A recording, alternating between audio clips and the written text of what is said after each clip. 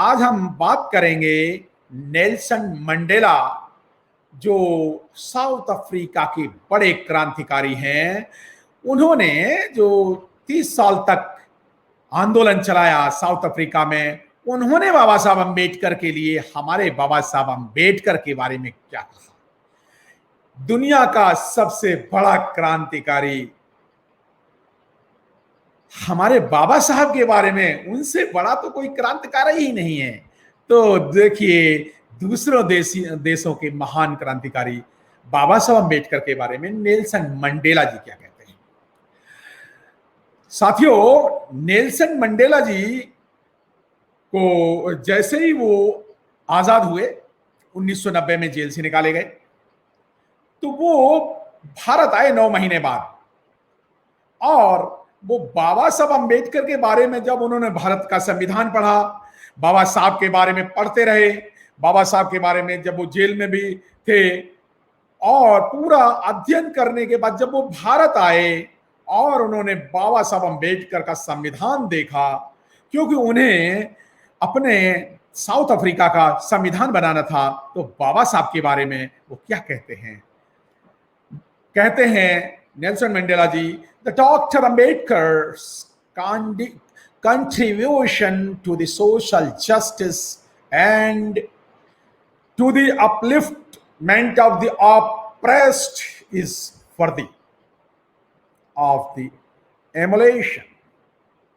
हिंदी में अगर इसको कहा जाए, इसका मतलब यह है कि बाबा साहब अंबेडकर का सामाजिक न्याय और करोड़ों भारत के डिप्रेस्ड और ऑप्रेस्ड को, जो यहाँ की बहुजन लोग हैं, उन्हें आजाद कराने में बहुत भारी योगदान है, सराहनीय योगदान है, और ये उसको कॉपी करने योग्य है, उनसे बहुत बड़ी प्रेरणा की योग्य है।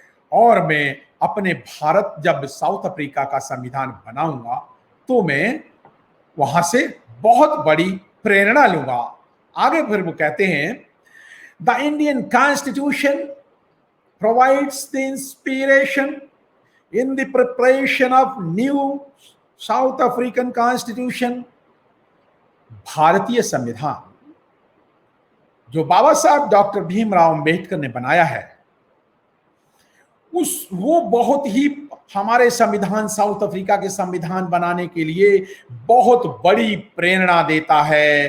क्योंकि बाबा साहब अंबेडकर ने यहाँ जाति प्रथा से, अनइक्वालिटी से, गैर बराबरी से पीड़ित, जो यहाँ भारत के अनटचेबल्स और कास्ट सिस्टम से पीड़ित लोग, जातीय व्यवस्था से पीड़ित लोगों के लिए जो सोशल और इकोनॉमिक, जो सामाजिक और आर्थिक जो उन्होंने किया है, उन्हें उबारा है, उन्हें निकाला है, उन्हें आजाद किया है, तो उनसे प्रेरणा लेते हुए हम जो संविधान बनाएंगे, कैसा बनाएंगे।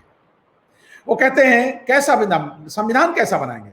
we hope that our efforts in the formulation of our new constitution of South Africa will reflect the work and idea of this great son of India। हमें पूरी आशा ही नहीं, परंतु पूर्ण विश्वास है, पूरा का पूरा हमें विश्वास है कि जब हम साउथ अफ्रीका का संविधान बनाएंगे, तो हम इस भारत के महान सपूत कहते, भारत का महान सपूत, the great son of India, वो ये बात कहते हैं कि भारत के महान सपूत ने जो भारतीय संविधान में लिखा है, हम उसके आइडिया मीन्स विचारों को, एंड रिफ्लेक्ट द वर्क, वो दो चीजें कहते हैं, भारतीय संविधान में दिए गए विचारों को और बाबा साहब के कार्यों को हम अपने संविधान में जरूर प्रदर्शित करेंगे, जरूर रिफ्लेक्ट करेंगे। और ऐसा करने का हम प्रेरणा लेते हैं बाबा साहब अंबेडकर से।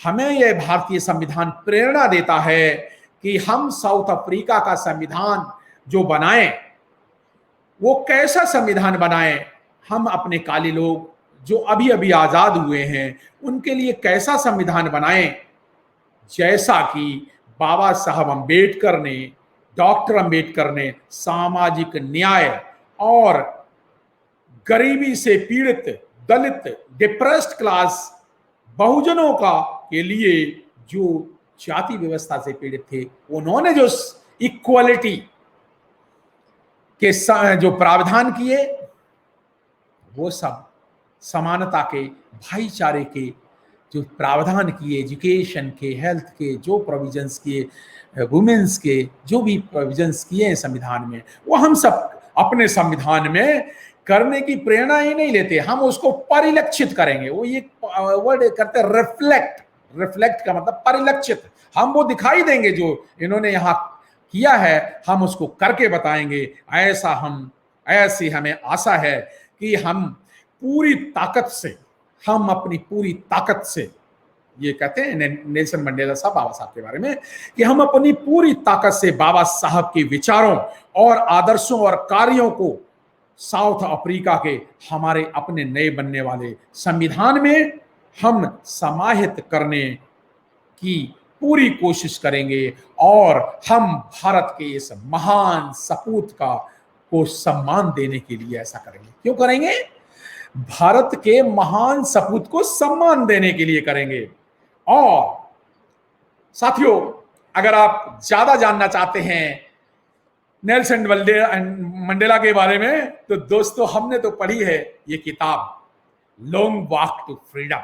ये बड़ी काफी उनकी लाइफ हिस्ट्री है, ये उनकी खुद की लिखी हुई किताब है नेल्सन मंडेला साहब की। तो आप पढ़िए, आप जानेंगे कि कितना महान क्रांतिकारी है, जो 30 साल 26-27 साल तक जेल में रहे, और उन्होंने कितना महान काम किया। किस तरह से हम 2-3 विशेषताएं देखते हैं कि सेम इतने ज्यादा समानता है उनके कार्यों में। बाबा साहब अंबेडकर को देखते हैं जब, और मंडेला साहब को देखते हैं, तो एक तो उनकी कुछ ऐतिहासिक मिशनरी समानताएं नजर आती हैं कि वो यहाँ समान उद्देश्य से नजर आते हैं।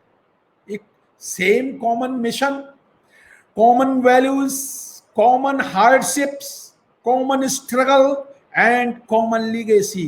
This is in the word of doctor Mungekar.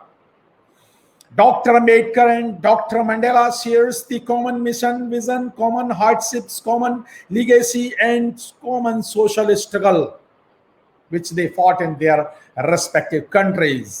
समान उद्देश्य, समान सामाजिक व्यवस्था और समान संघर्ष और समान सामाजिक वातावरण परिवेश का इन दोनों महान क्रांतिकारियों को अपने अपने देशों में किस तरह से जाति प्रथा के खात्मे के लिए, बाबा साहब को भारत में, और रंग भेद, नस्ल भेद के गैर बराबरी को खत्म करने के लिए साउथ अफ्रीका में नेल्सन मंडेला को लड़ना पड़ा। एक और समानता हम देखते हैं, कैसा भारी समानता, अनवरत लगातार जीवन भर बाबा साहब अंबेडकर जीवन भर लगातार संघर्ष करते हैं, और वैसा ही लगातार जीवन भर संघर्ष करते हैं नेल्सन मंडेला। एक और बात मैं कहूं मैं दोस्तों, कि नेल्सन मंडेला साहब तो बाबा साहब की जीवनी पढ़ चुके थे ना। बाबा साहब अंबेडकर और उनके जीवन में एक समानता और मिलती है, वो समानता है इवन जिस दिन महापरिनिर्वाण होता है। साथियों, बड़ी समानता बताने जा रहा हूं। जो समानता बड़ी है कि बाबा साहब अंबेडकर का परिनिर्वाण होता है 6 दिसंबर 1956 को, और डॉक्टर नेल्सन मंडेला का परिनिर्वाण होता है 6 दिसंबर 2013। साथियों, एक बात कहना चाहूंगा कि भारत के प्रधानमंत्री अटल बिहारी वाजपेयी ने नेल्सन मंडेला को, जब उनको एक भारत में प्रदान किया जाता है इंटरनेशनल जो क्या बोलते हैं, अवार्ड प्रदान किया जाता है गांधी पीस फाउंडेशन द्वारा। नेल्सन मंडेला को जो इंटरनेशनल अवार्ड दिया इंडिया की गवर्नमेंट ने, international Gandhi peace foundation prize for social, economic and political संघर्ष के लिए जो दिया, तो आए वाजपेयी साहब से मिले। वाजपेयी और नेल्सन मंडेला जी साथ में थे। पत्रकारों ने दोनों को पकड़ा। पत्रकारों ने वाजपेयी से पूछा, नेल्सन मंडेला ने तो काले लोगों को आजादी, गोरे जो वहां की नस्ल भेद से आजादी दिला दी, भारत में क्रांति क्यों नहीं हो सकती मिस्टर वाजपेयी? आपके यहाँ तो बाबा साहब का संविधान है। बाबा साहब का संविधान तो 50-60 साल से है। बाबा यहाँ पे इंजीनियर, डॉक्टर और लॉयर्स पढ़े लिखे हैं और बाहर हजारों पढ़े लिखे लोग हैं। बाबा साहब का संविधान है, फिर भारत में क्रांति क्यों नहीं हुई? साउथ अफ्रीका में इतनी भारी क्रांति हो चुकी है, सामाजिक क्रांति, भारत में क्रांति क्यों नहीं? तो वाजपेयी साहब बड़ा सोच समझ के चकराए, रुके, सोचे, बोलते हैं नहीं नहीं नहीं। पत्रकार उनके पीछे पड़ गया, क्यों नहीं हो सकती क्रांति?